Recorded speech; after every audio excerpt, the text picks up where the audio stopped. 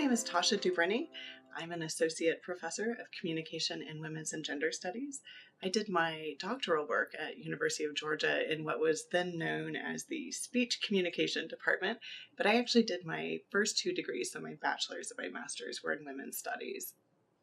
My two research areas, broadly speaking, the first is women's health. I come at this from a rhetorical perspective, so one of the many scholars working in the area of rhetoric of health and illness. I'm particularly interested in how kind of the legacies of second wave feminism influence our understanding of women's health issues today. And my second area is women in politics. So I'm interested in contemporary American politics. I'm particularly thrilled right now to be watching Hillary Clinton move her way through the presidential election for my research. I think everybody probably has their research grounded in their lives or personal experiences or personal interest in some way. And in my case, I have a family full of people who are in the medical industry in some ways. So doctors, nurses, therapists, counselors. So that's what I was interested in. I suspect my parents were somewhat disappointed that I was not a doctor, right, a neurosurgeon. Rather, I'm interested in critiquing kind of the medical establishment. I think the first question that I'm trying to answer with my studies of health and illness is how we as individuals begin to grapple with being diagnosed with a certain illness. So how do we live with breast cancer? How do we live with diabetes? And from my perspective, a lot of that depends on how we understand breast cancer or how we understand diabetes. And that, of course, is rhetorical. A second question that I think my research tries to get at, that applies both to health and my interest in women in politics, grapples with where we are now in terms of feminism some 40, 50, 60 years after we generally date the beginning of the second wave.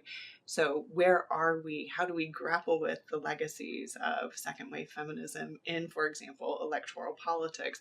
What does it mean for Hillary Clinton to be running at this moment, knowing that she has to grapple with the word feminist and her own interest in women's rights, and how are women's rights constructed? So I can think of two different examples of problems that really grab my attention. One is about a health issue, right? So I'm interested in representations of health issues that depend on traditional gender roles. So breast cancer is the easy example here. Why do we insist every October on coloring everything pink? What is the meaning behind the pink ribbon? How does that inform our understanding of breast cancer? And how can we change that? So that's the problem for me, because I think it constrains how we understand breast cancer. It genders it in a very specific way. It's hyper feminine.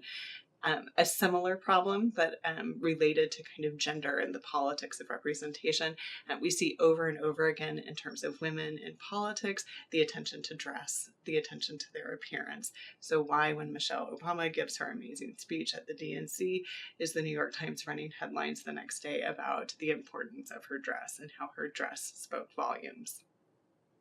For me, I think positioning my students as citizen critics is the main kind of driving force behind my courses. And that's particularly important because of the type of courses that I teach. So they're courses that are often based in issues of gender, race, and class.